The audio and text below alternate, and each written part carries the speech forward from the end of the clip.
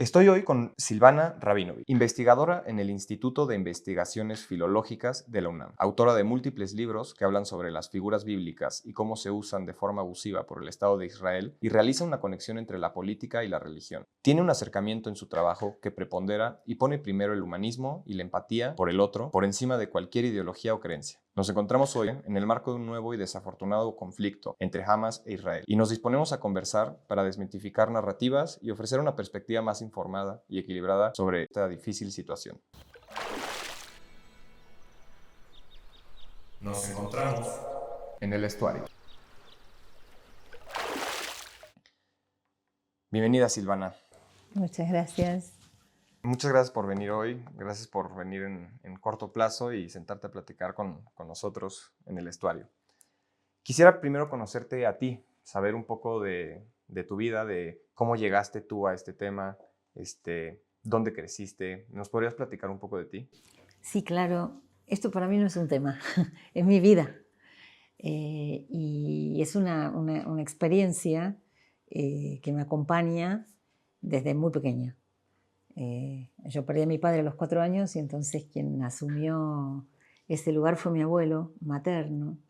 Y mi abuelo tenía la vocación de ser maestro de Biblia hebrea. Mi abuelo era una persona con mucho humor y tenía un concepto del humor muy sano. Para él el humor era verdaderamente humor cuando uno era capaz de reírse de uno mismo o de reírse con el otro, pero jamás del otro. Y entonces él enseñaba la Biblia con humor, era un maestro autodidacta de Biblia hebrea, y enseñaba la Biblia con humor en distintas comunidades de la Argentina, pero en general parece que el estudio de la Biblia no tiene lugar para la sonrisa y la gente solía ofenderse y entonces mi abuelo no duraba mucho en las comunidades. Nada es más increíble que una persona con una filosofía alrededor del humor. Así es. Y además de eso, mi abuelo me enseñó que cuando uno respeta, uno debe ser irreverente. Reverenciar es una manera de recordar al otro la jerarquía, es un reclamo, no es respetuoso. Respetar es poder no reverenciar, y esa era su relación con la enseñanza de la Biblia, un texto que él amaba mucho, pero bueno, por esta forma de ser de las comunidades tan rígida, tuvo que dedicarse a otra cosa en la vida, pero cuando muere mi padre le toca enseñarme a mí hebreo. Mi padre era comunista, estaba en contra del Estado de Israel, estaba en contra de enseñar el hebreo en la familia, porque hay judíos provenientes sobre todo de Rusia que pertenecían a una corriente que se llamaba el Bund, que eran judíos que creían en el internacionalismo y en que la revolución, que era importante, había que hacerla, pero cada uno donde estuviera, no ir a emigrar a Israel. Eran antisionistas y mi padre era de ese grupo. Pero mi madre no lo era tanto y mis hermanas pidieron que yo fuera a la escuela hebrea. Soy la única que fue a la escuela hebrea y tuve entonces la fortuna de contar con la enseñanza cotidiana de mi abuelo. Todas las tardes venía y jugábamos a descubrir las raíces de las palabras y todo era un juego, y era un juego muy amoroso con la Biblia. Yo me paraba atrás de mi abuelo estaba con su Torá que había traído en su viaje cuando emigró a la Argentina, su Torá de 1907 de Vilna, y él con el dedo iba marcando y yo iba aprendiendo a leer así. Y iba preguntando y tenía una forma muy libertaria de enseñarme, ¿no? Entonces cuando yo tenía mis propias interpretaciones, muy poco aceptadas, ¿no? O tradicionales, mi abuelo tenía la apertura de animarme a pensar y a leer de otro modo. Porque como dicen los cabalistas, aunque él no lo era, porque tampoco era una persona ortodoxa y religiosa siquiera, mi abuelo sí me enseñó un poco que el verdadero texto es la parte blanca y lo negro es simple comentario. Entonces, animarse a interpretar siempre con respeto, con irreverencia y con amor. Y bueno, creciste en Argentina. Nací, crecí en la Argentina. ¿Hasta qué edad? Y hasta los 18 años estuve allí, pero después fui volviendo, pero estuve hasta los 18 años porque la enseñanza de mi abuelo tuvo que ver con que yo entré a la escuela hebrea. Y ahí me formé como maestra de lengua hebrea. Yo quería ser maestra como mi abuelo y mi madre era maestra no de hebreo, pero porque mi abuelo no le había enseñado el hebreo a nadie de la familia por agradecimiento a la Argentina. Entonces toda esa vocación vino como una catarata de amor conmigo, ¿no? Entonces fue muy hermoso eso.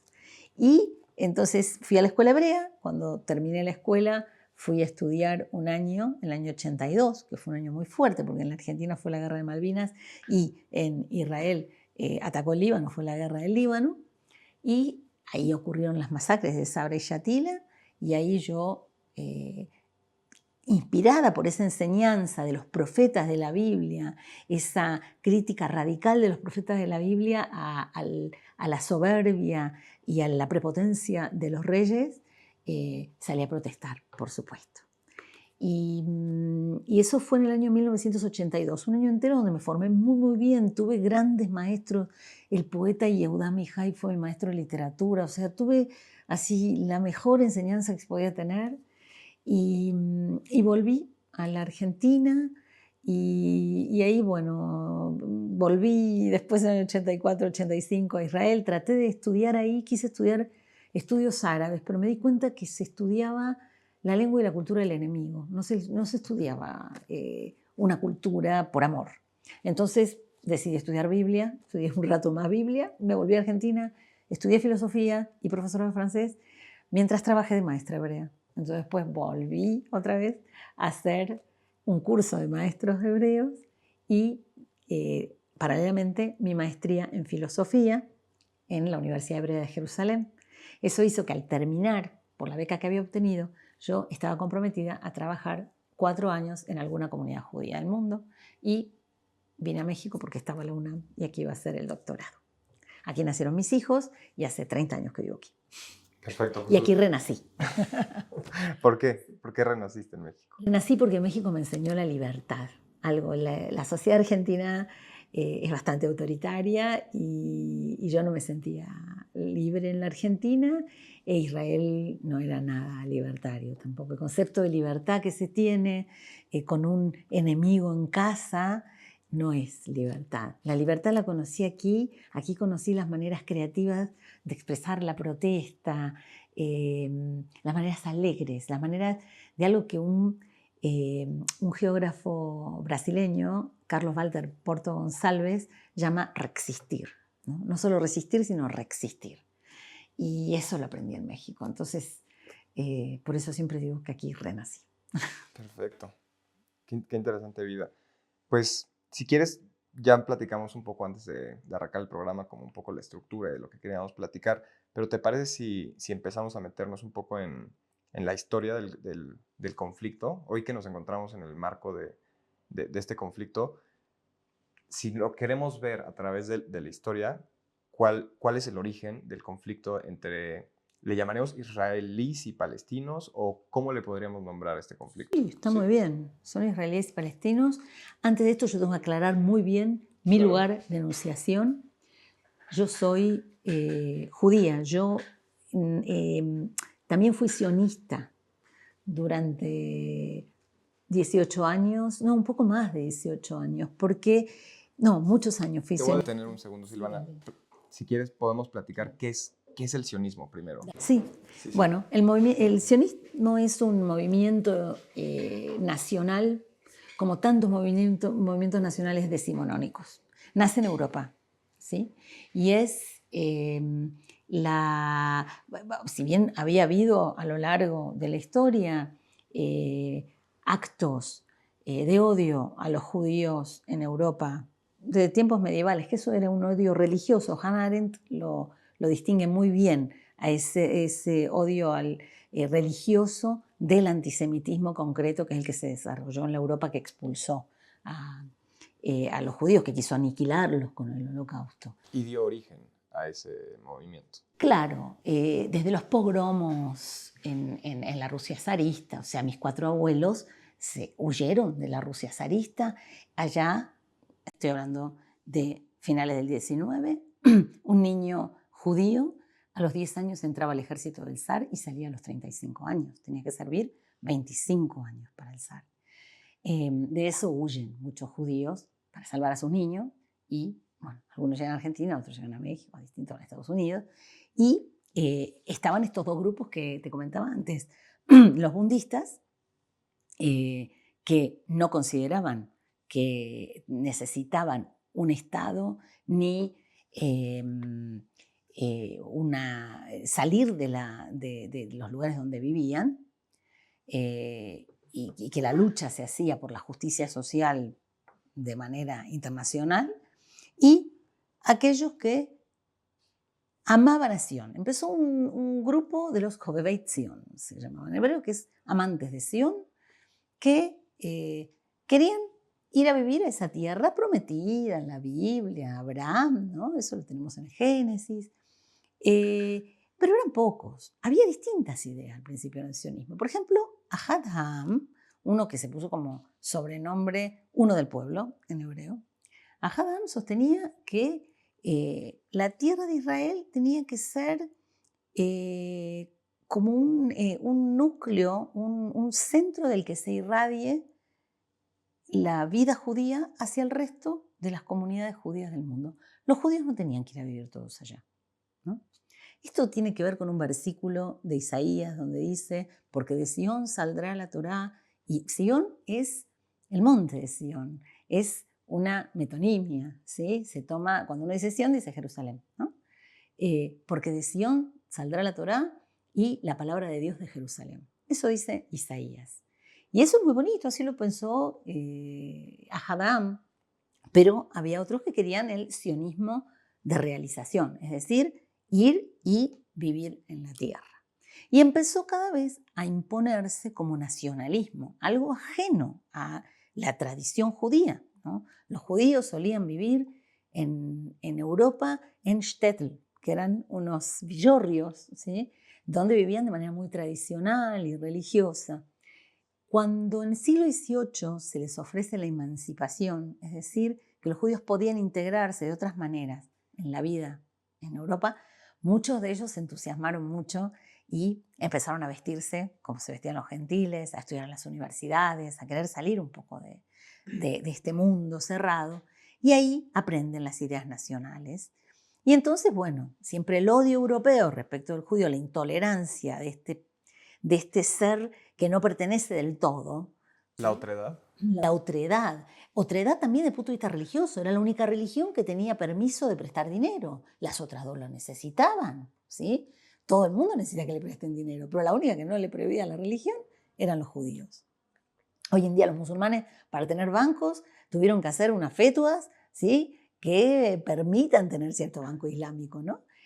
Sabemos, bueno, desde siempre en el cristianismo no hace falta explicarlo, cómo estaba prohibido el préstamo. Entonces se los necesitaba, pero se los odiaba, ¿sí? Y entonces, bueno, había toda una relación en la cual, en un momento, cuando empiezan a tener bastante presencia cultural, porque también está en la tradición judía, que se marca que a los 4 años se empieza a aprender a leer la Torá, ¿no? Y bueno, viene un ciclo de vida. La lectura es parte, uno puede ser pobre y campesino, pero sabe leer, ¿no? Y no, o sea, no es la cultura y el saber la lectoescritura símbolo de clase social, ¿no? Entre los judíos tradicionales. Entonces, bueno, lo que pasa es cuando estos se empiezan a integrar, empiezan a molestar, ¿no? Algunos, como pasa en muchos lugares, y bueno, yo creo que encontraron una manera muy astuta de decirle a los judíos, ¿saben qué?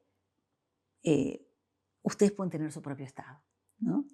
Y entonces un periodista vienes, como dice Joseph Roth, que poco sabía del judaísmo, como era Theodor Herzl, se le ocurre escribir un libro que se llama El Estado Judío, que es un oxímoron, ¿sí? Porque el judío, digamos, históricamente ha vivido diseminado, ¿sí? Como la diáspora, esa es la palabra diáspora. Y concibe incluso religiosamente a un Dios en el exilio, ¿sí? O sea, el exilio no es algo necesariamente malo. La idea talmúdica del exilio no concibe esa vida fuera de la tierra prometida, digámoslo entre comillas, como una anomalía. Quien ve una anomalía en el exilio es el cristiano cuando ve el judío. El cristiano ve al judío como anómalo, no solo en eso, sino en que es un anómalo al que hay que tolerar, porque trae una herencia muy rica, que se agradece, que es el Antiguo Testamento. Pero es como alguien que viene con una riqueza que no sabe apreciar, porque trae el Antiguo Testamento en la espalda, pero no se da cuenta que el Mesías ya llegó, ¿sí? Y que Jesús no lo reconoce como tal. Entonces, pobre, hay que tolerarlo, digamos, porque es un hermano que aportó algo, ¿no? Pero bueno, en esta ambigüedad se encuentra esta idea magistral de decirle, bueno, y vayan, y entonces, ¿qué es lo que escribe Herzl en su libro El Estado Judío? Que el Estado judío tiene que fungir como un muro que contenga la barbarie oriental para que no llegue a Europa. Entonces ahí empieza la confusión en el mapa, porque Palestina, en ese momento así se llamaba Palestina, y se llamaba Palestina desde hacía siglos, pero antes fue Canaán, ¿no? Tuvo otros nombres, ¿no? Palestina estaba en Asia, ¿sí? En aquello que Europa llama Medio Oriente o Cercano Oriente, pero eso es desde el punto de vista europeo. Y el punto de vista europeo, sabemos, si hemos leído a Edward Said, es orientalista, es decir, racista, es decir, que sostiene que, o sea, hace una imagen de sí mismo en contraposición a ese otro que es el oriental. El oriental no es confiable, el occidental lo es, el oriental es voluptuoso, el occidental es sobrio, el oriental no es, actúa por impulsos, y mientras que el occidental por la razón, ¿no? Esto tiene que ver con la invención de arios y semitas, pero eso sería para otro momento, en el siglo XIX con Ernst Renan. Pues básicamente entonces el movimiento sionista lo que intentaba, si lo vemos desde la forma más, no sé, positiva, es proteger a los judíos de una barbarie como la que acababan de vivir, al traerlos, al juntarlos y generar un estado en el que pudieran estar, por así decirlo, protegidos. En parte eso fue lo que fortaleció más esta corriente dentro del sionismo, porque el amor a Sion, y por eso yo me consideré sionista muchos años, porque yo también amaba a Sion, solo que no quería poseerla a costa de otro para desposeerlo, ¿no? Dentro del movimiento sionista había muchos que no buscaban la posesión de la tierra, sino solamente amarla, que no buscaban despojar a otros, sino convivir con esos otros.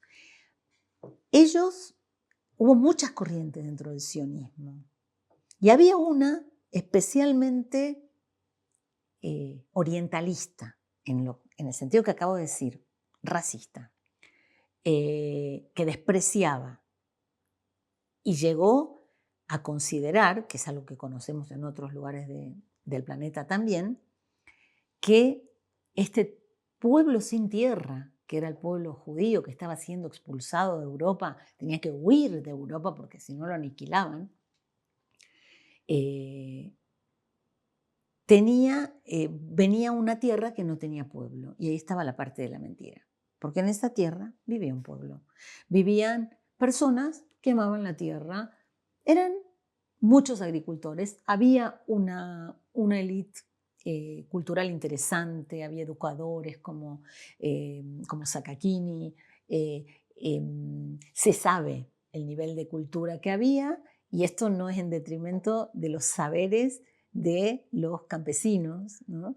Que eran quienes sabían cultivar la tierra. Y cuando empiezan a llegar los inmigrantes judíos europeos, les enseñan a cultivar la tierra y les enseñan a cultivar naranjas.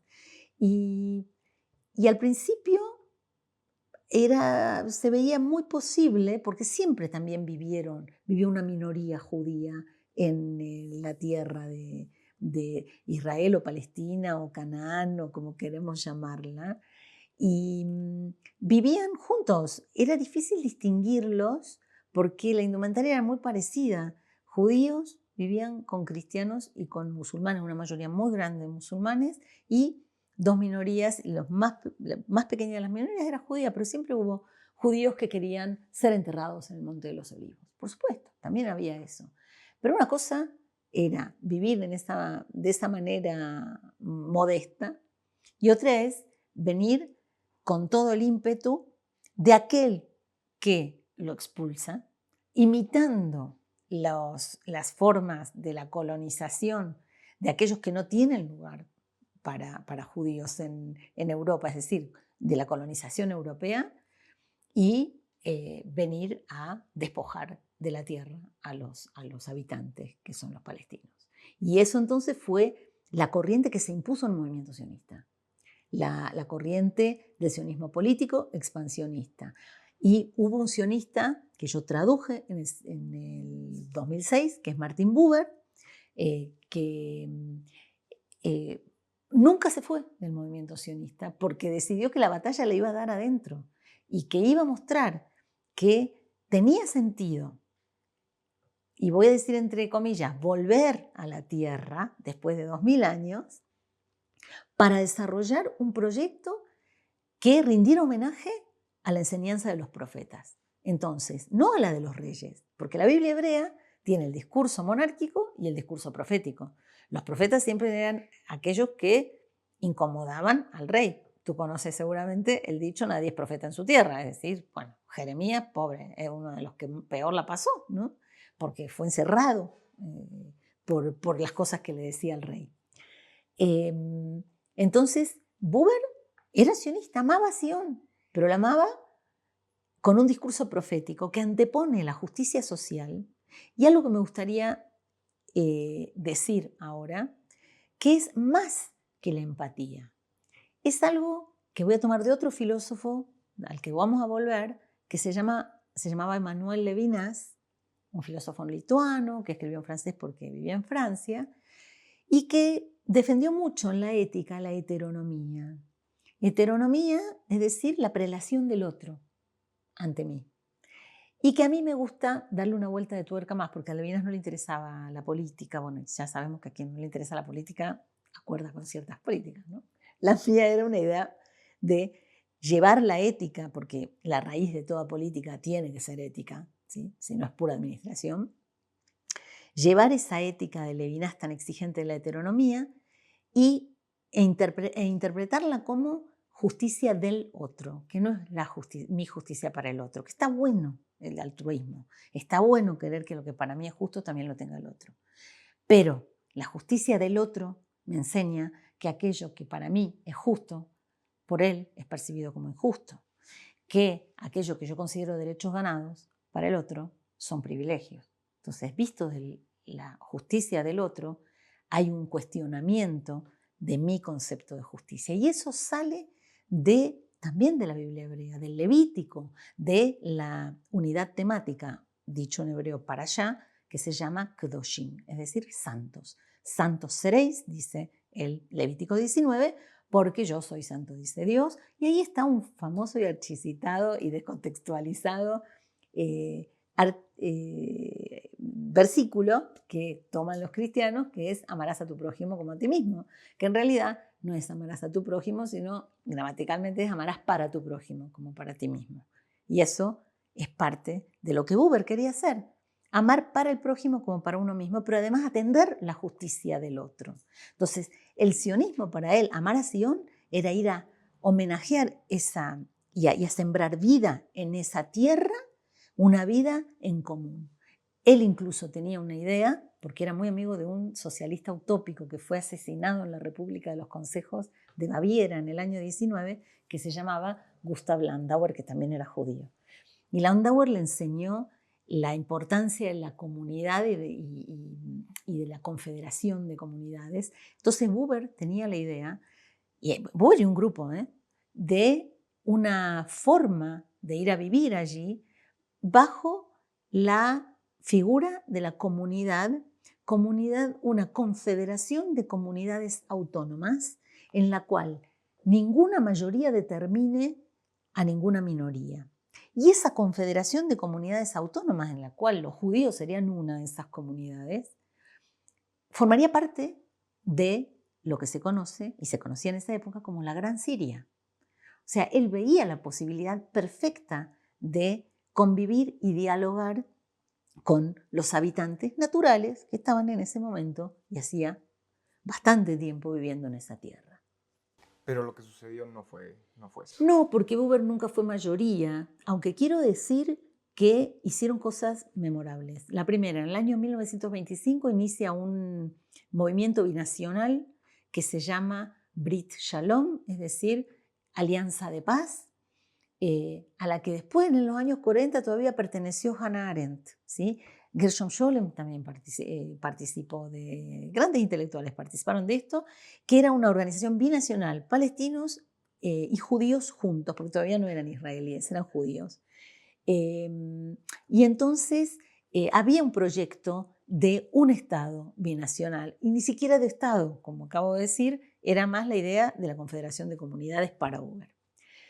Hay otra cosa muy importante, porque en general se lo asocia a Martin Buber con un anciano bien intencionado, pero me parece que era un filósofo que tenía cierta poética, pero tenía una capacidad política fuera de lo común. Y en el año 1947, cuando envían una comisión angloamericana a sondear si es que había que partir la tierra o no, porque lo que estamos viviendo hoy es consecuencia de esa partición de la tierra,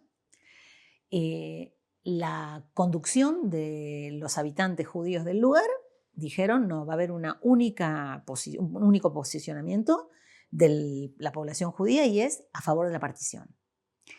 Y Buber, junto con Moshe Smilansky y Yehuda Magnes, que fue el primer presidente de la Universidad Hebrea de Jerusalén, a quien Hannah Arendt admiraba mucho, fueron desoyendo ese acuerdo, fueron y convencieron a la Comisión Angloamericana de que no debía partirse la tierra. Es decir, que cuando llegan con Estados Unidos, con los británicos a decirles no, a ver, ahí no va el modelo Estado-Nación, ahí va el modelo Confederación de Comunidades Autónomas, las potencias decidieron lo que decidieron y decidieron partir la tierra. Todo lo que nosotros estamos viendo ahora es producto de esa partición que, por una serie de tácticas, le da a los judíos más territorio. No recuerdo exactamente los porcentajes, o sea, es inversamente proporcional la cantidad de población y la extensión del territorio que reciben los judíos y los palestinos. Aunado a esto, tenemos todos unos conflictos que había en los años 39 más o menos, cuando estaba el mandato británico, porque primero estuvo el Imperio Otomano. En 1916 hay un pacto secreto que después se sabe que es el de Sykes-Picot, ¿no? Que son franceses e ingleses que se reparten el mapa del Medio Oriente. Ustedes lo pueden ver como si tú tomas un mapa vas a decir, pero esto no pueden ser fronteras naturales, ¿no? Parecen todas hechos con escuadra y regla. Se dividieron así, entonces por eso algunos quedaron bajo protectorado británico y otros francés. Esto trajo el componente nacional. Los dividieron en naciones que no eran, o sea, los pueblos árabes tenían otra forma de organizarse, no tenían esta idea nacional, pero penetra la idea nacional ahí. Y entonces, bueno, cuando ya estaba el mandato británico, en el año 39, sale uno de los libros blancos donde limita la inmigración judía que puede llegar a la tierra de Israel o Palestina. En ese momento era Palestina, y eso hace que en el movimiento sionista más reaccionario empiecen a hacer atentados y formas de expresarse en las que exigen, teniendo en cuenta que en Europa estaba cada vez más difícil la situación, porque Hitler sube en el 33 al poder, esto ya estamos hablando del año 39, ya está la guerra, entonces exigen más inmigración y ahí empieza a haber problemas con la población originaria. Y empieza a haber problemas de una manera en que solo el componente nacional puede explicar lo que ocurrió, porque tendría que haber habido solidaridad de clase como siempre lo hubo. Judíos siempre vivieron en países musulmanes y los lazos eran de solidaridad de clase, pobres con pobres y ricos con ricos. Acá es la primera vez en el año 36 que hay una huelga en el puerto de Jaffa, que es de donde salían las naranjas para la reina. Y entonces ahí los sionistas le proponen al mandato británico que ellos van a abrir el puerto de Tel Aviv. Y en lugar de solidarizarse como sindicato, ¿no? Obreros con obreros, pasó esto, el componente nacional entró, empezó a haber cada vez más odio, más protestas, y bueno, esto fue degenerando hasta la partición de la tierra, cuando en el año 48 se declara el Estado de Israel.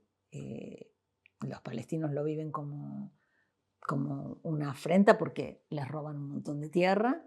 Y bueno, estalla una guerra, participan algunos países árabes, y junto con esto, pero antes que esto, empieza a haber todo un proceso de limpieza étnica que se conoce como Nakba. La palabra Nakba en árabe significa destrucción, desgracia, muy parecido al Hurban, que es la palabra yiddish que usaban las víctimas del holocausto, porque ellos no lo llamaban ni holocausto, pero tampoco Shoah. Se les llamaba Hurban, que es destrucción. Y la Nakba es también destrucción. Si quieres te cuento algo más sobre la Nakba. Sí, sobre la Nakba, ¿qué es? ¿Cuándo inicia? ¿Qué impacto tiene sobre el pueblo palestino? Bueno, vamos a hablar un poquito antes de la Nakba. 1917 es un año clave. 1917 es la declaración Balfour, de la que me ibas a preguntar. Sí. Y ahí, si lo miramos un poco de lejos, porque hay un libro muy bonito que se llama La historia del otro, que editó Oxfam. Invitaron a 6 maestros de historia israelíes y a 6 palestinos para que cuenten las mismas preguntas, las contesten desde su perspectiva cada uno. Entonces, la declaración Balfour es sumamente interesante como la cuenta cada uno, porque para los judíos parece un milagro prácticamente que Su Majestad, ¿sí? La monarquía inglesa, ve con buenos ojos la creación de un hogar nacional para el pueblo judío en Palestina. Y bueno, mirándolo objetivamente, una nación ajena le da la tierra de un pueblo a otro. O sea, no tiene nada que ver con los dos y les cede la tierra. Eso en 1917. Hogar nacional no era Estado, había unas condiciones de que tenían que respetar a los habitantes originales. Todo eso empieza a tergiversarse. Pasa todo esto que te fui contando, empiezan a venir las oleadas de migración, que en hebreo es una palabra que tiene un valor teológico muy grande, porque inmigrar a Israel se dice como elevarse hacia Israel, aliyá. Entonces empiezan a venir las aliot, pero están los libros blancos británicos que limitan la cantidad de migración que puede venir. Empiezan a venir las migraciones clandestinas, ¿sí? Deportaciones a Chipre, en fin, toda una historia. Y esa vida en común que empieza a enrarecerse, donde aquellos que recibieron con hospitalidad y les enseñaron a labrar la tierra, o sea, los palestinos, empiezan a darse cuenta que los vecinos que recibieron no responden de manera recíproca, que hablo de muchos casos, mayoría, pero claro que hay casos maravillosos de convivencia, siempre. Y entonces, bueno, empiezan ya a sospechar de que porque empieza a imponerse un principio que Buber aquí en estos textos, que son sus conferencias o artículos, esta es una conferencia entre el Congreso judío, que dice, es inmoral el cálculo demográfico. Nosotros no, habiendo sido minoría, como fuimos históricamente, no podemos permitirnos querer ser mayoría, ¿no? Llegar a una tierra para querer ser mayoría, eso es inmoral. Entonces él discutió el cálculo demográfico, que es el que nos tiene hoy en día en la situación desahuciada en la que estamos, ¿sí? El cálculo demográfico, que es absolutamente una quimera, ¿sí? Porque siempre van a ser más los palestinos, porque tienen otra forma de vida, ¿sí? Porque eran más numerosos también. Israel empieza a inventar una mayoría. Para inventar la mayoría hay que despojar de territorio, ¿sí?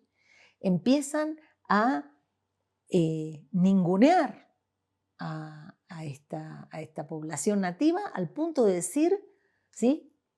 Aquí no hay, dijo Golda Meir, no hay palestinos. Aquí en esta tierra solo hay árabes y judíos. Como si no hubiera judíos árabes, ¿no?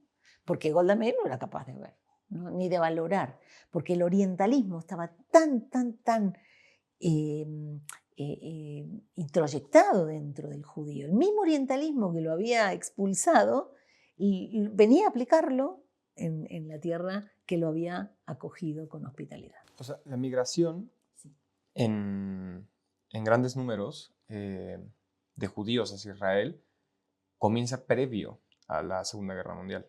Sí, claro, sí.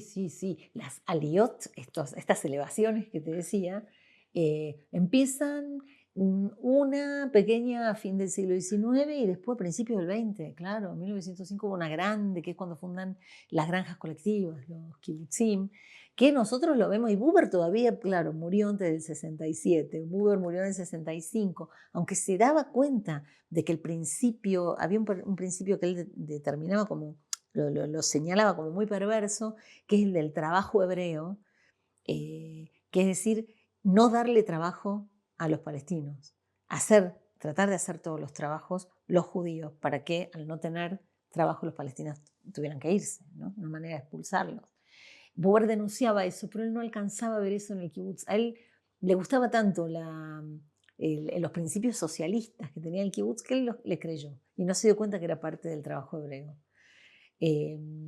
Claro, los que fundaron los kibbutzim muchos habían sido de movimientos, habían vivido la revolución del 1905 en Rusia, tenían ideas de vida colectiva, pero de colectivismo muy interesantes, pero tenían también este componente. Ahora, digamos, a mí me parece importante volver a mi lugar de enunciación. Yo también creí alguna vez que el kibutz era una forma justa de vida, que no daba trabajo a los palestinos de alrededor porque estaba en contra del trabajo asalariado, que era una explotación, de la plusvalía, ¿no? Hablando en términos de Marx. Yo lo creí, eso, pero no entendía el principio del trabajo hebreo. No entendía el principio del despojo. No entendía tampoco esa mirada orientalista profundamente racista y de desprecio, no solo hacia los palestinos, sino hacia los judíos árabes también. Los judíos europeos se consideraban una élite que debía ser protegida en el corazón del país. Y entonces así también se fue poblando, de tal manera que hubiera, digamos, como una muralla humana de judíos provenientes de países árabes, para que protegieran a ese corazón intelectual. Es muy doloroso saber que venían profesores de la Universidad de Alejandría o del Cairo y no tenían lugar en la Universidad Hebrea de Jerusalén, ¿no? Siendo que son universidades con muchísimo prestigio. La élite sionista era eurocéntrica y eurocéntrica al cuadrado, o sea, eurocéntrica de la Europa central, Polonia, Alemania, ¿no? Austria. Bueno, sí. O sea, el mandato británico fue después de la Segunda Guerra Mundial, ¿cierto? Cuando ya se declara. ¿Cómo? No de la Segunda Guerra Mundial. ¿De la primera? De la primera. Okay, de la primera, empieza en el 17, cuando Balfour, la declaración Balfour es en ese marco. Ok. Sí.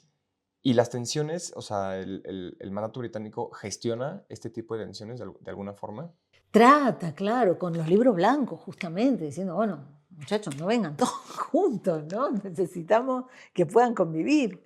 Lo que pasa es que, bueno, esto es una cosa muy personal que voy a decir, pero a mí me parece que el Imperio Otomano supo manejar mucho mejor la situación de Palestina que el Imperio Británico. El Imperio Británico tuvo la soberbia netamente europea occidental y no supo comprender las posibilidades que había y las promesas que había en esos intentos de convivencia del principio, que algunos eran muy buenos y algunos hasta el día de hoy siguen teniendo esos recuerdos, ¿no? de buena convivencia. Claro que en el principio, un principio que critica Buber en este libro, en Una tierra para dos pueblos, dice que hay un principio muy nocivo, que es el de querer más de lo necesario, económico y también nacional. Si vamos por lo necesario, el pedacito de tierra que necesitamos para vivir dignamente, podemos tener muy buena relación con quienes nos reciban. Si vamos por más de lo necesario, que es el principio que se impuso, entonces, obviamente, eso no conduce a nada bueno. Y conduce a un horizonte bélico que tenemos hasta hoy en día, que fue escalando, que fue degenerándose, que fue corroyéndose, y hoy en día estamos en un momento apocalíptico. Quiero regresar un poco a la Nakba. ¿Qué significado tiene la Nakba qué es la Nakba? ¿Qué significado tiene para el pueblo palestino? Y después de eso también quisiera hablar como la capacidad como de la ley del retorno. ¿Qué significa para un palestino? ¿Qué significa la ley del retorno para un judío? La Nakba es un parteaguas en la vida de los palestinos en su relación con la tierra, porque es el momento del despojo, de la expulsión. ¿De qué año estamos hablando? Bueno, si somos así estrictos, vamos a hablar del año 48, en el momento de que se declara el Estado de Israel. Sin embargo, empezaron antes, y esto a mí me gustaría decir, un paréntesis, acerca del concepto terrorismo. A mí no me gustan nada los ismos y el término terrorista me parece peligrosísimo para usarlo, porque sirve para deshumanizar a cualquiera.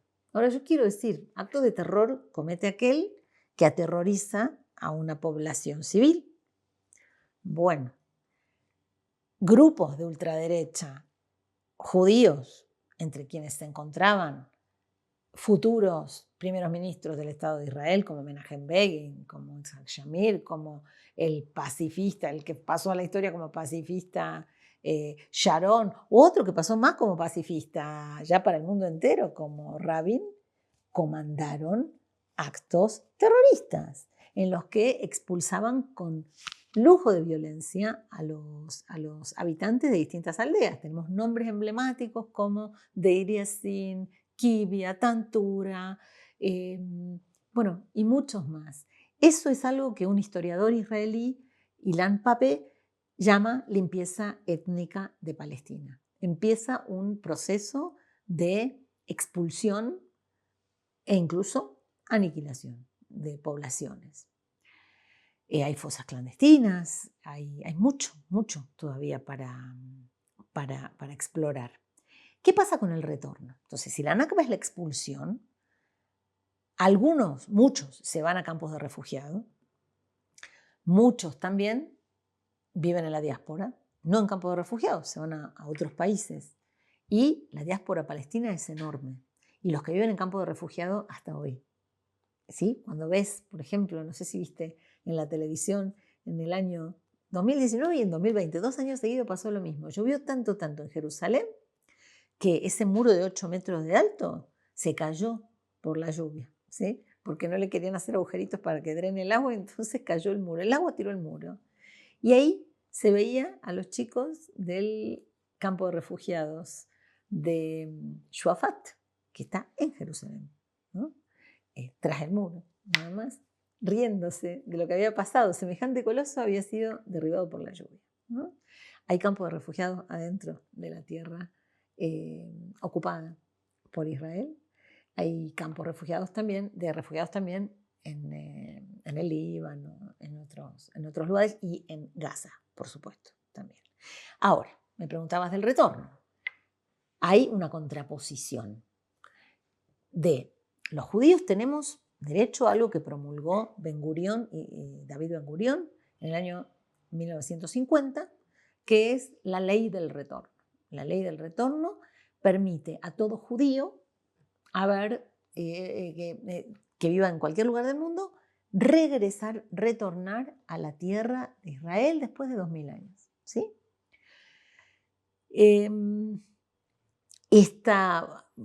Viene una pregunta de rigor. ¿Y cómo se define quién es judío y quién no? Entonces Ben-Gurión, jefe de Estado el primer ministro del Estado de Israel, flamante, dice, bueno, ¿cómo definimos quién va a ser judío? Y bueno, que lo defina la halajá, es decir, la religión judía.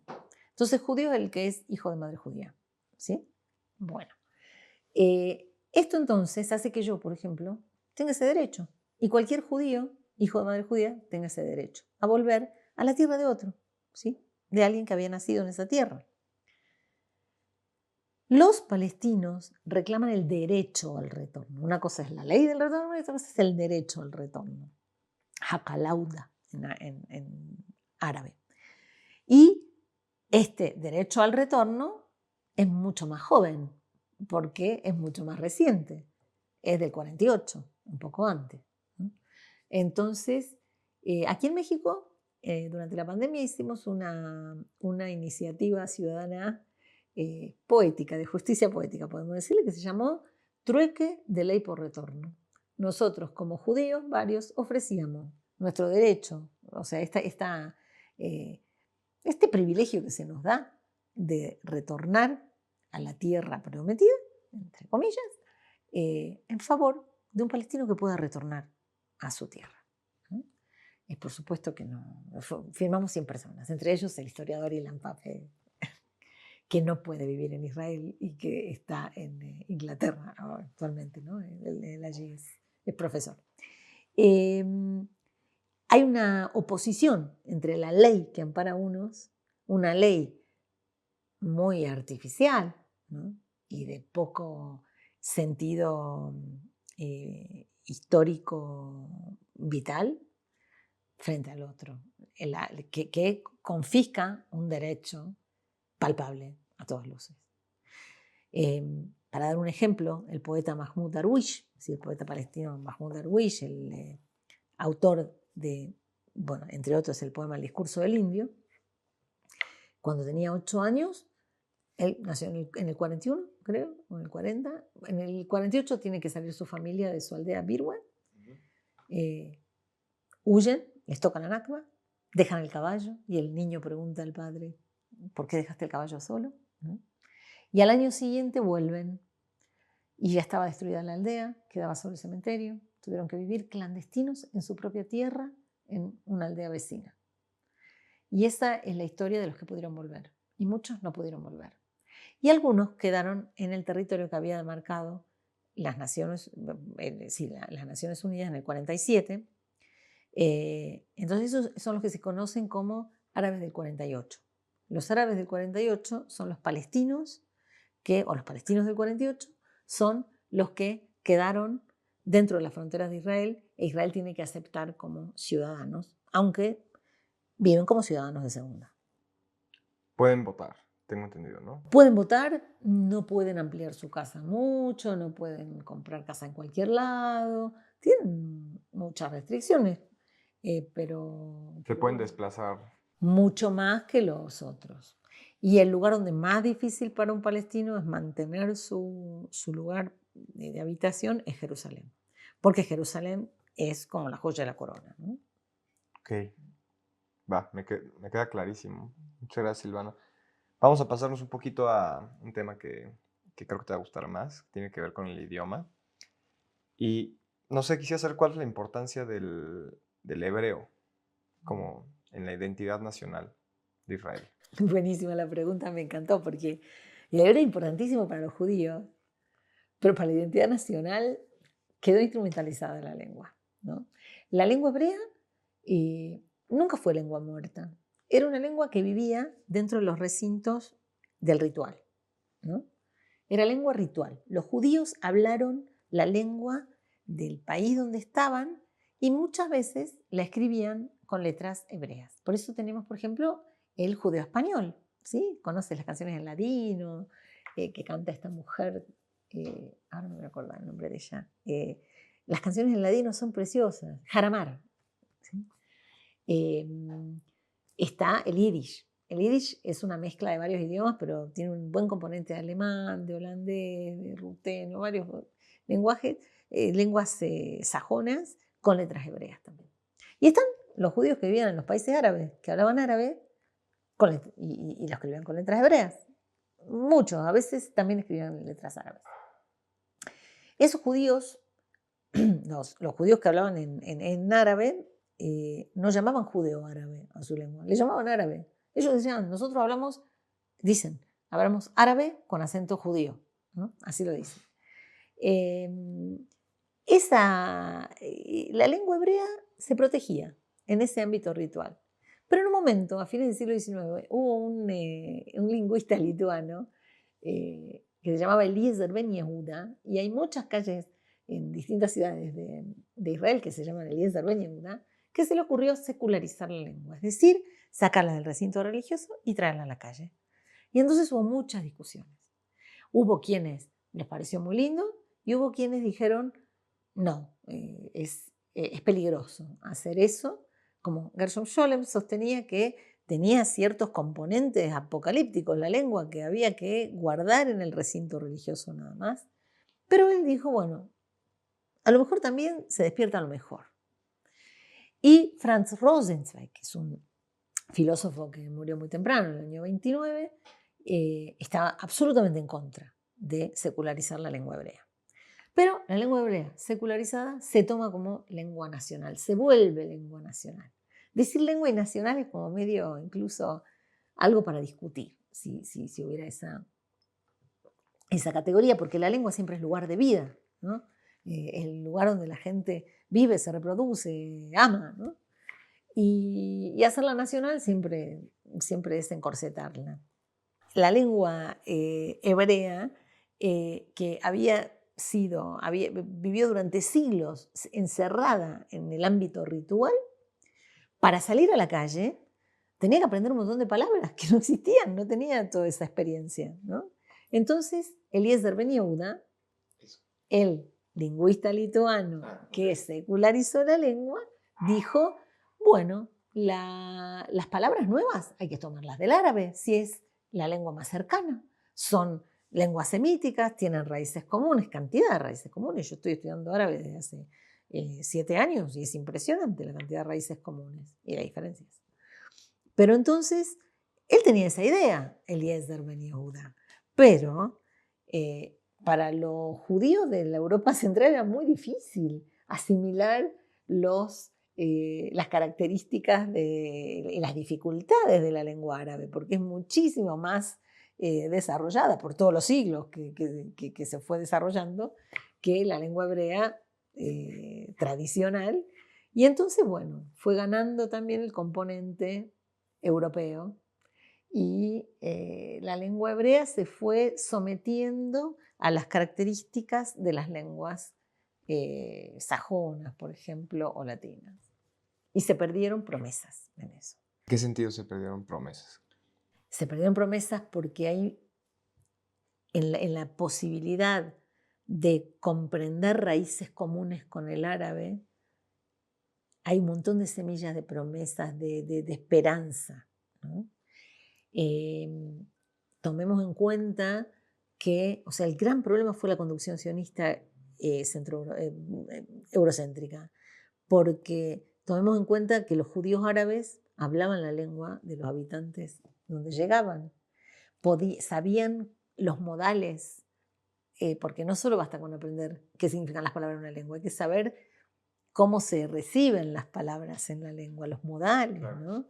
Todo eso lo conocían los judíos árabes, pero para estos eurocéntricos era gente inculta, ¿sí? Porque no sabían alemán, ¿no? Cuando surge la Universidad Hebrea de Jerusalén, la discusión es si hay que hablar en alemán o en hebreo, porque el alemán es la lengua de las ciencias. Y entonces ganan los que dicen que en hebreo, aunque en realidad ganó el inglés de todas, como debe ser, ¿no? Como pasa en todo lado, debe ser, digamos, entre comillas. Y entonces, por eso se llama Hebrea, Universidad Hebrea de Jerusalén, donde yo estudié se llama así, pero el hebreo finalmente terminó subordinado a un proyecto colonial y no desarrolló aquello que Buber llama semillas mesiánicas, ¿no? Claro, sí, entiendo estas promesas que se perdieron es la capacidad de poder verse a uno mismo en el otro, ¿no? O sea, el poder hablar de forma similar, el poder entenderse dentro del otro como como uno mismo, o sea, como la misma cosa, como seres humanos. Claro, pero incluso te la voy a invertir. El encuentro con el otro me recuerda a mí mi propia extranjería. O sea, lo que el otro, más que decir, sí, es un igual a mí, porque ahí corremos el riesgo, como decía Buber, del egoísmo colectivo. El nacionalismo lo llamaba egoísmo colectivo. Cuando yo me encuentro con el otro, hay algo en el otro que es inasible, ¿sí? Que no puedo apropiarme de eso. Esa alteridad hace que yo reconozca algo extraño en mí también. Entonces, mi pretensión de saber quién soy se pone en cuestión. Claro. Sí, sobre esto de el tema lingüístico, ¿qué tipo de, o sea, en qué resultó? ¿Existe hoy diversidad lingüística en la vida cotidiana de Israel? Un proyecto, en los años 70 fueron tremendos y se obligó a los inmigrantes, vinieran de donde viniesen, que no hablaran con sus hijos en las lenguas de origen, sino que hablaran en hebreo, ¿sí? Se hizo algo que también se conoce en Estados Unidos como crisol de cultura o crisol de raza, bueno, crisol de lengua, todos al hebreo. Pero un hebreo que pensaba en inglés, ¿no? Un hebreo que pensaba en lenguas europeas. Y eso hizo que, por ejemplo, para un niño israelí en la escuela, estudiar la Biblia le resulta muy difícil, cuando todas las raíces y todo lo que, digamos, el núcleo del hebreo está en la Biblia, ¿sí? Pero quedó como un lenguaje no instrumental el de la Biblia. Entonces, no lo entienden muchas veces, lo ven como una lengua extranjera. O sea, es muy distinto. No es muy distinto como son el griego moderno y el antiguo, para nada, no. Lo que cambió es la relación con la lengua.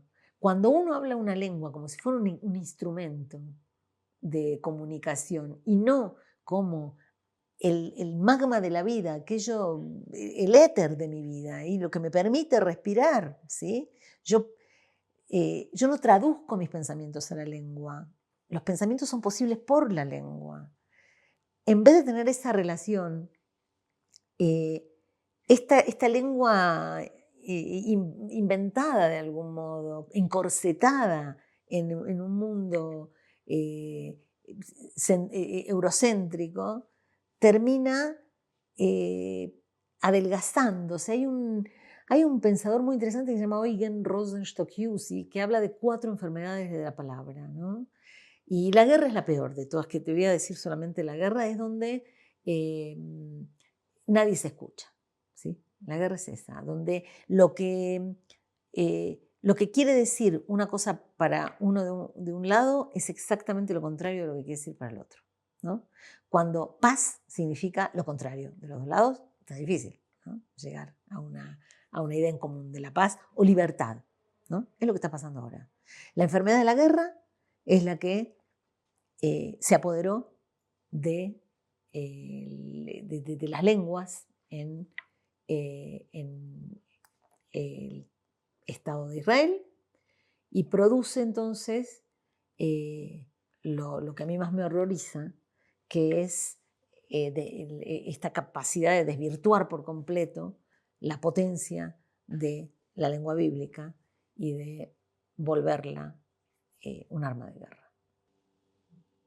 Yo, la verdad, desconocía que esta parte del hebreo como una construcción. Me parece muy interesante pensar en eso porque también algo que he pensado, por ejemplo, siempre, un tiempo estudié francés, no lo hablo, pero me era muy evidente cuando lo estudiaba por qué era como una lengua como de pensamiento y de filosofía, porque la forma en la que te hace instrumentar tu cerebro, el francés, por así decirlo, te genera esa profundidad de pensamiento, ¿no? Bueno, por lo menos esa impresión me dio a mí. Esto es algo que no es como que... Fui profesora de francés, a mí me encantaba, justo por lo mismo. O sea, no sé, es algo que yo percibí. Y en lo que me comentas me da la idea como de que se complejizó el idioma, lo cual te hace como eh, hablar como en etapas, o sea, como pasar por etapas para poder llegar a una idea en lugar de poder expresar esa idea porque el idioma sí te lo permite. ¿En hebreo? Ajá. No, al revés. En hebreo lo que pasó es como que le dio osteoporosis a la lengua bíblica. La lengua bíblica, que era vigorosa en cuanto a la transmisión de una ética y una justicia social, se volvió un instrumento, ¿sí? Un instrumento que tuvo que someterse a la forma del Estado, a la idea de nación y a un montón de cosas que le eran ajenas. Y en ese cortocircuito lo que pasó es que se debilitó por completo y entonces, bueno, se usa, por ejemplo, te voy a dar un ejemplo. Uno de los tanques del ejército de Israel se llama Merkabah.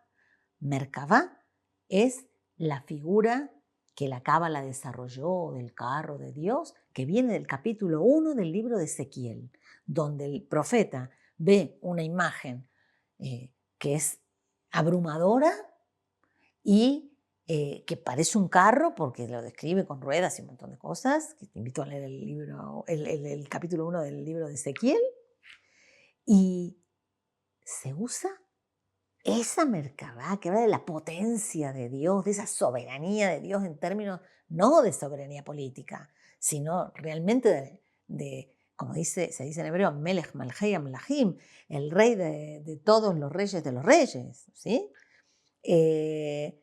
Ese significante pasa a ser el nombre de un tanque que lo que busca es destruir a los demás. ¿Sí? La figura del capítulo 1 de Ezequiel no buscaba la destrucción. ¿Sí? Después, tienes una gran cantidad de... Te voy a dar otro más. Por ejemplo, cuando fue la invasión a Gaza en 2012,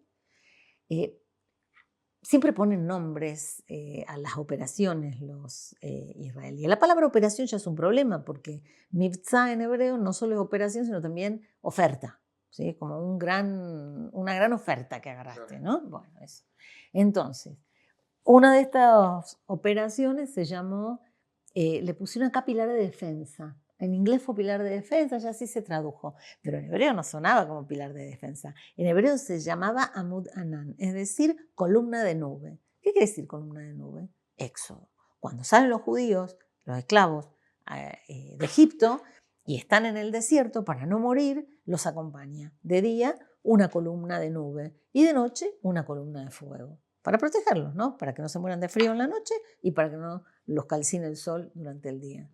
Y esa operación se llama columna de nube para incendiarlo todo en Gaza.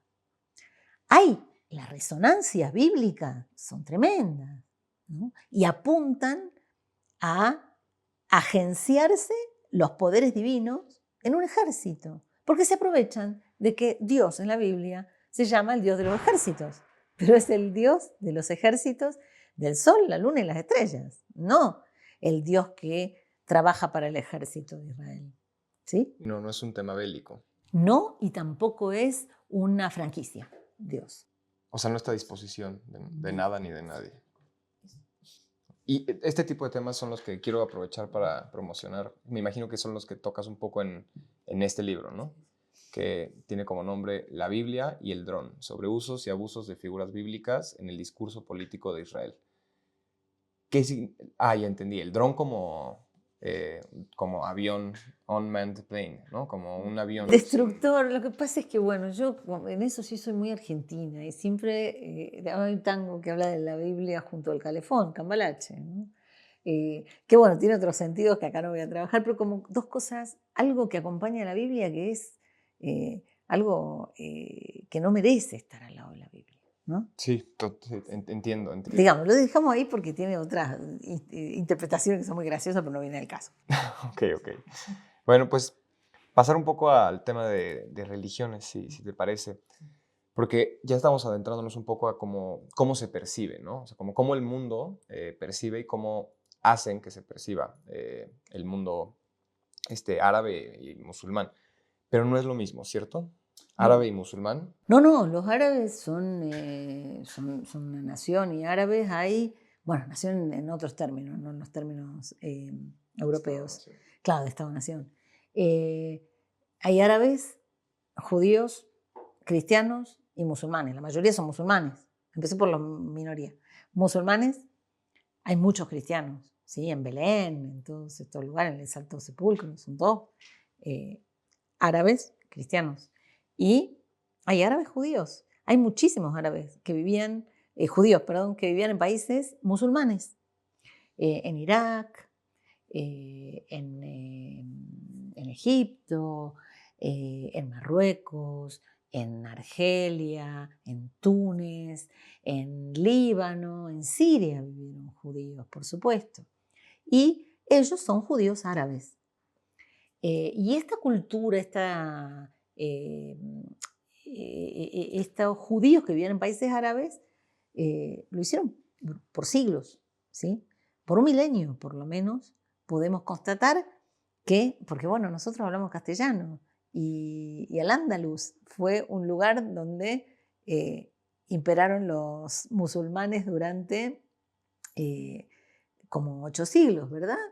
Y, y entonces muchos judíos vivieron ahí y la lengua que se hablaba era el árabe, ¿sí? Ellos traducían, los árabes eran los que lograron traducir a los griegos, a Aristóteles, por ejemplo, que había estado prohibido por la iglesia. Las ciencias, el conocimiento, todo eso, nuestra lengua castellana tiene una cantidad enorme de vocablos árabes. Estos judíos que vivieron en países árabes, que hablaron en árabe todos los días, muchos de ellos fueron traductores. En Irak, por ejemplo, que en esa época era Babilonia todavía, hubo academias judías muy, muy importantes, las de Sur y Pumedita, donde, por ejemplo, Saadia Gaón en el siglo X tradujo la Torá, es decir, el Pentateuco, los primeros 5 libros de la Biblia hebrea, al judeo-árabe, es decir, al árabe escrito con letras hebreas. Y ahí quiero contarte que esos textos que hasta el día de hoy se leen en algunas comunidades, porque hay comunidades que tienen, en el Yemen se hacen otro país árabe donde vivían judíos, en el Yemen se hace esta versión trilingüe de la Torá, que está en hebreo, arameo y judeo-árabe. Y entonces los judíos que lo leen en las 3 lenguas, cuando leen el nombre de Dios, lo llaman Allah. ¿Sí? En hebreo no sabemos pronunciar el tetragrama, que algunos dicen Jehová, otros dicen Yahvé. Se dice Adonai, mis señores, así se dice. Pero en árabe se llama Allah. Y esos judíos leen ese nombre de Dios y no tienen miedo de volverse musulmanes, ni mucho menos terroristas, como se pretende, porque, por ejemplo, una de las palabras de la religión musulmana que se incorpora a los textos judeo-árabes es la palabra jihad, la raíz de jihad, el ijtihad, que es la perseverancia, la dedicación en la práctica de la religión. Entonces, comprensión mutua había muchísima. Pero esa palabra yihad tiene, o por lo menos pensamos hoy en día, un significado un poco distinto, ¿no? Con una connotación bastante negativa. De Guerra Santa, claro. Ajá. Lo que pasa es que es una ínfima parte de todos los sentidos que tiene, que es más que nada una lucha contra uno mismo para sobreponerse y poder practicar mejor la religión, para ser más fiel, más justo. Tiene que ver, se parece tanto los musulmanes y los judíos en tantas cosas, porque, por ejemplo, cuando yo era chiquita me enseñaron de memoria algunos pasajes del Tratado de los Padres, que está en la Mishnah, en el Talmud, que es otro de los libros importantes de la religión judía, donde dice que ¿quién es valiente? El que conquista su propio instinto, ¿sí? Eso es jihad, ¿sí? Es lo mismo. Por eso no tenían problema. Los judíos leían eso y lo entendían perfectamente, ¿sí? Sí. Las religiones, suele decirse, a mí me enoja mucho cuando dicen, sí, porque son unos locos ahí, judíos fanáticos y musulmanes fanáticos que se están matando, las religiones tienen la culpa de todo. No.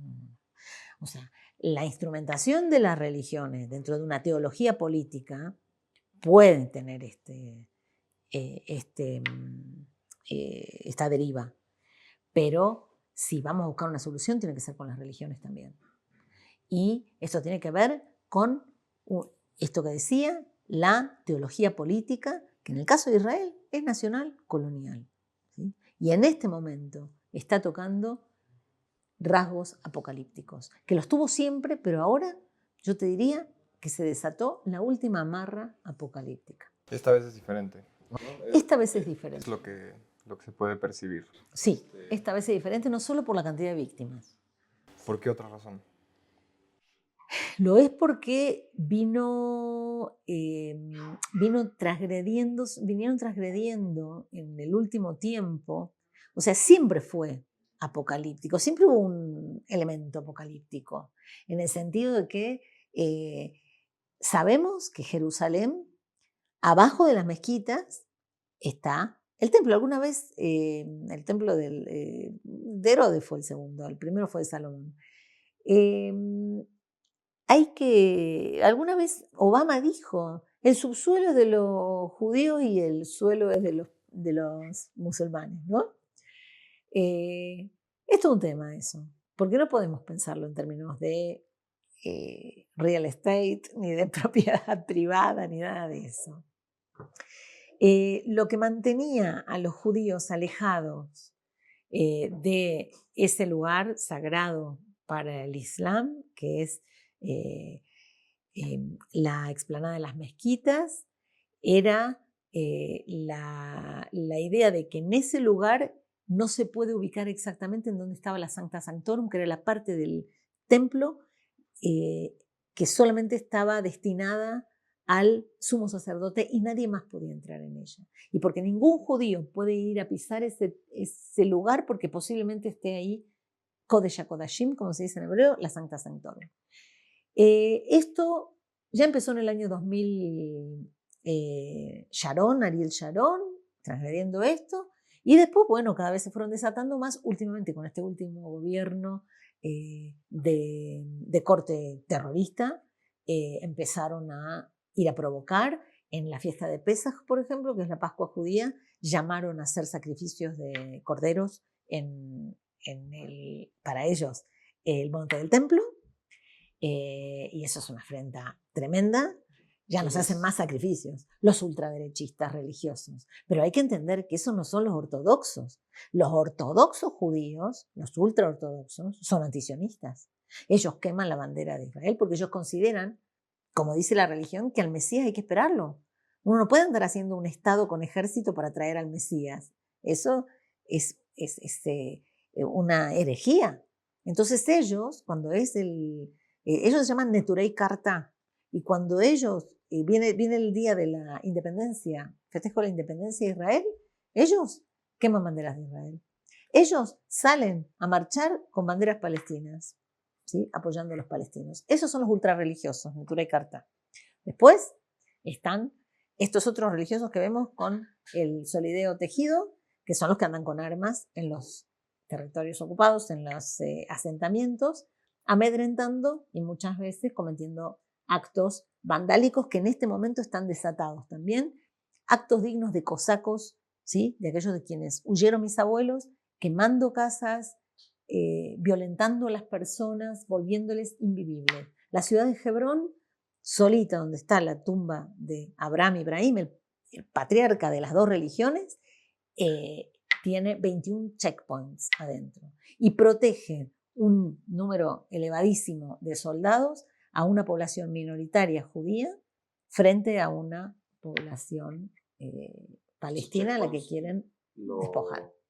¿Cuál es el objetivo de los checkpoints? ¿Por qué se dice que están ahí? ¿Y cuál es la consecuencia real de que existan?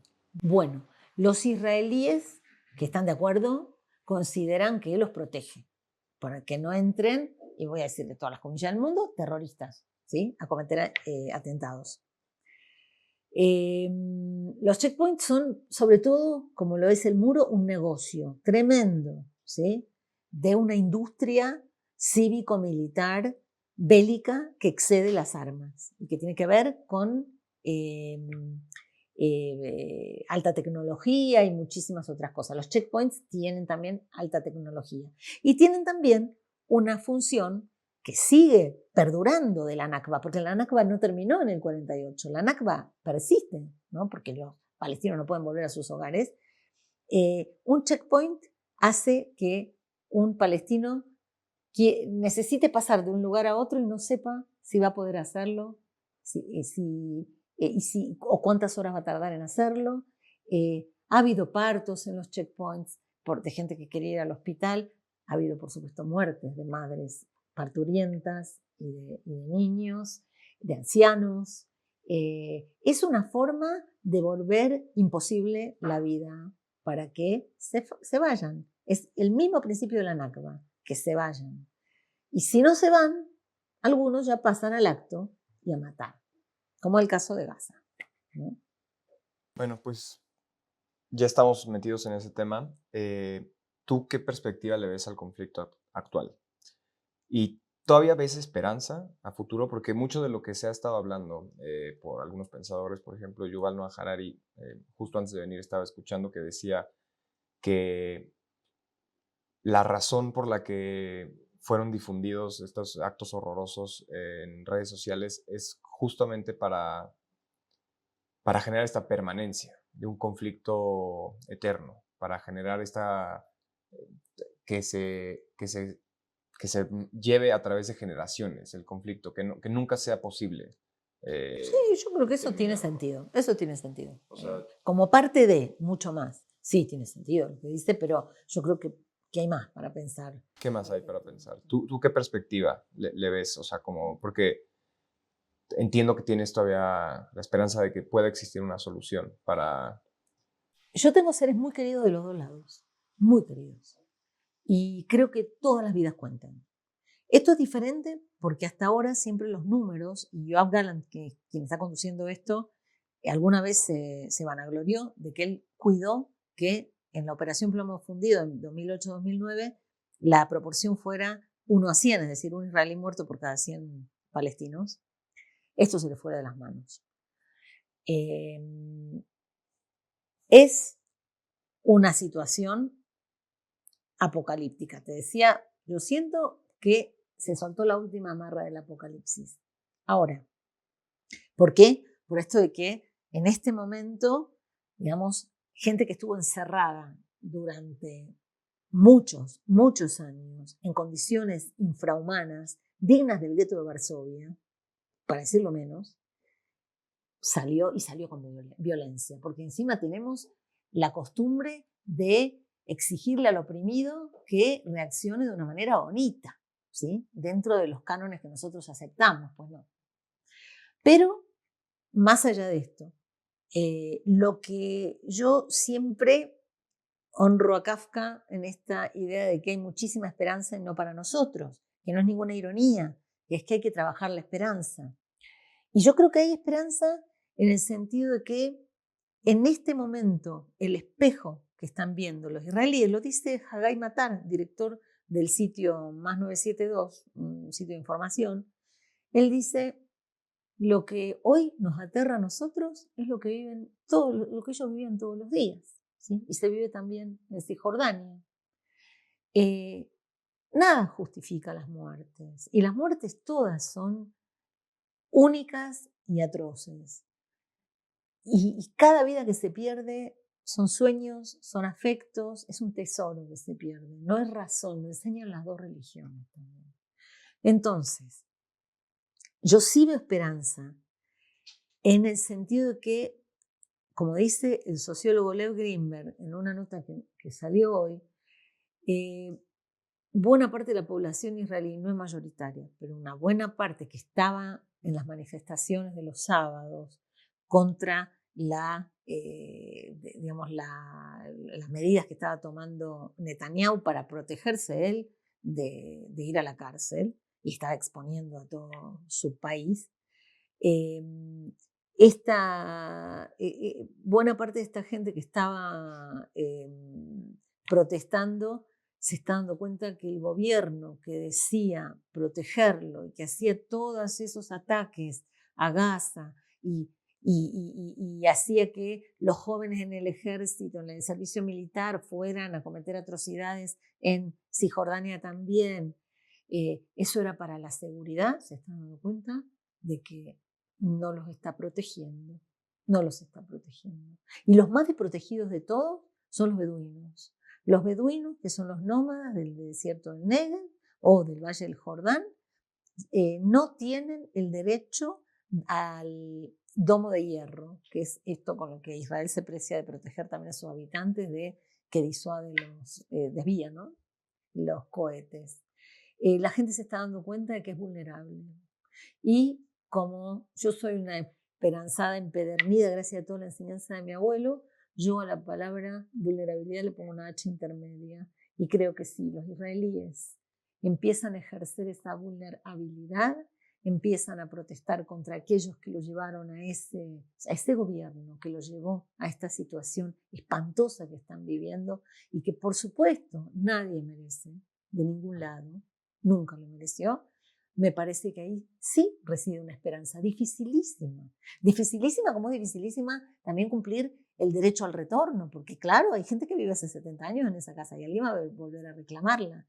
Pero dijo una vez Daniel Barenboim, que tenía una orquesta de jóvenes palestinos e israelíes con Eduard Said, que lo imposible es más fácil que lo difícil. Y entonces me parece que hay que ponerse a trabajar en la política como el arte de lo imposible.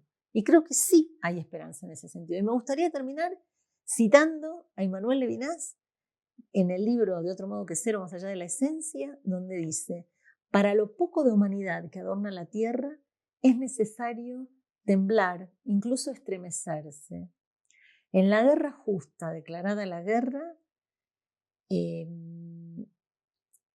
necesario un aflojamiento sin cobardía de la virilidad por lo poco de crueldad que nuestras manos repudiarán. Yo creo que estamos pasando por un momento tremendo, pero que sí hay una perspectiva y que no cumpliría con las expectativas del sionismo cristiano, por ejemplo, que aspira a que se maten. El sionismo cristiano me refiero a Trump, a Bolsonaro, a muchos otros, aspiran a que se maten palestinos e israelíes, que llegue el Armagedón para que por fin se produzca la segunda venida de Jesús, ¿sí?, del Mesías. Entonces, espero, y la industria bélica tiene que ver con eso, y en eso los sionistas judíos son cristianos, son sionistas cristianos, ¿sí? Piensan en esos términos, no se dan cuenta en la que se metieron, y creo que siempre estamos a tiempo de cambiar de rumbo. Buber lo vino diciendo entre el año 18 y 65, en el 65 murió, ya no vio los asentamientos del 67, de la Guerra de los 6 días, pero Buber trae aquí muchas enseñanzas, vio tiempo, vio que esto se estaba fraguando, ¿sí?, todo este escenario apocalíptico. Lo iba diciendo y decía: no es tarde para los hechos. Para las palabras ya es tarde, pero para los hechos no es tarde. Bueno, creo que ahora estamos en un momento que es tarde para casi todo, y con todo siempre hay algo de esperanza en ese poco de humanidad que adorna la tierra. Perfecto, muchas gracias, Silvana. Me quedo con esta hermosa idea de la política como el arte de lo imposible. Sí, eso lo decía Landauer, el amigo de Buber. Así es.